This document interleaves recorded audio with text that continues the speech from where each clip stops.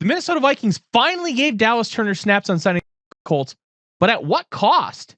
Why did he get in the game and play so much, and could it be an issue down the road? Let's talk about it.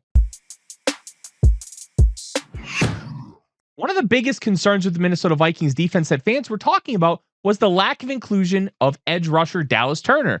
After playing 35 snaps in week 1, he had not eclipsed 20 snaps in the previous 7 games, and it was becoming a concern. Why wasn't he playing? Why is he not being able to get in the game? Is this another miss from Kwesi Adolfo-Mensah? Now, reasonable minds will tell you it takes 3 years to properly assess an NFL draft pick because there is a real transition to the National Football League. And quite frankly, you might have somebody who is just a better player right now, even though their future is nowhere near better. And that's kind of where we're at with Dallas Turner, right? He was drafted as a 20-year-old, very athletic, explosive, yet raw prospect out of the University of Alabama. Can do a lot of different things, can theoretically be great, but it's going to take a little bit of time to get there and develop him. So I never really had a concern with that. You have edge rushers that are playing extremely well in front of him, and he kind of plays the same role as Andrew Van Ginkel. And this is where things come into play. Why did Dallas Turner play?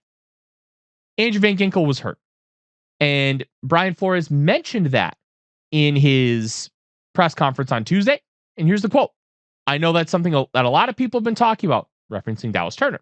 I think, Gink was a little bit hurt, not hurt, a minor thing that he was dealing with. So, Dallas is the next guy in. He went in, played well. Gink said he was ready to go back in, and we kept the same kind of grouping for the remainder of the game. And Dallas did a few good things as well. So again, that's a deep room. That's a key point here. There's a lot of good players in there, and by and large, we'll go to the hot hand, end quote. See, that's a big part of this. It is a deep room. And Brian Flores likes to use players in certain ways. And if Andrew Van Ginkel is going to be the guy that's not only going to rush the passer, but drop back into coverage, which, let's be real, he was a middle linebacker in college at Wisconsin, and before that, South Dakota. He understands how to do some of those things. He understands how to play coverage and be an off-ball linebacker, not just on the ball and rushing the passer. So when you have one of those guys, you might not want to put Dallas Turner in that same role, and you have Jonathan Gennard on the other edge. Plus, Turner's not the guy you want banging on the inside. When they're running that NASCAR package with 4 edge rushers, you have Jihad Ward and Pat Jones II. Those guys are much bigger, bulkier, powerful players. Ward, you could argue, is a defensive lineman in general, not necessarily an edge rusher. So when you have those guys, you want to be able to use smart personnel groupings. And it's not just about putting your best 4 on the field.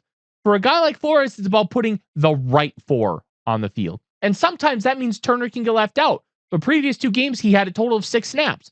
That's okay. It's not a big deal. And they speak very highly about Turner in the building. They speak very high about him when they talk to the media. And you saw why. He got into the game playing the same role as Andrew Van Ginkel, which is what he's going to be doing long term. And he played great. That blitz he had where he got completely untouched on the route to Joe Flacco late in the 4th quarter. He was playing at depth. He was playing 6-7 yards off the line of scrimmage. So guess what? How you call protections at the line of scrimmage is going to be different because you don't expect that guy to be coming. And guess what? He did. And he made a really big impact. He also had some good single rushes. 4 pressures started per Pro Football Focus. So we're in a position where Dallas Turner can really make an impact on this team moving forward. He can make an impact on this team in the playoff run. And you know what? He's a rookie. It's okay that he didn't make a ton of impact early. We have this jaded perception of rookies that everybody needs to come in and be Will Anderson Jr. Everybody needs to come in and play quarterback like Russell Wilson. That's just not reality. And you know what? That's okay. It takes time. There is a massive jump. Even if you're coming from the SEC like Turner did, even if you're coming from Alabama, who some consider the 33rd NFL team with their facilities, with how they manage their roster, with how they develop players, their strength and conditioning program. But it is different once you actually get to the league. And there should be no concern about Turner right now. He's playing well when given the opportunity. And sometimes not playing isn't necessarily the worst thing. But what we do need to be concerned about is this banged up portion for Van Ginkel.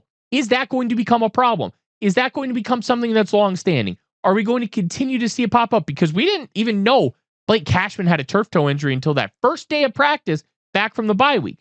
No sense of it during the Jets game, no sense of it after the Jets game. Then all of a sudden, he just wasn't practicing.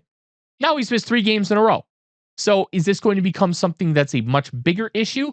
We don't know for sure, but we will know when practices start this week. We will know when that final injury report comes out, and we will be able to see how the Vikings utilize their personnel on Sunday against the Jacksonville Jaguars. But as far as Dallas Turner goes, nothing to worry about yet. Now, that could change. He could all of a sudden just start to stink. But the projections are still good. They still love him, and they're saying all the right things in the right ways. That's a big part of it, because they will give you lip service in the media and say the right things, but you can read between the lines and know that they're full of it. Remember how they talked about Christian Ponder? That's how you knew they were full of it. This doesn't feel that way at all. I'm Tyler Forness with A to Z Sports. Skol Vikings.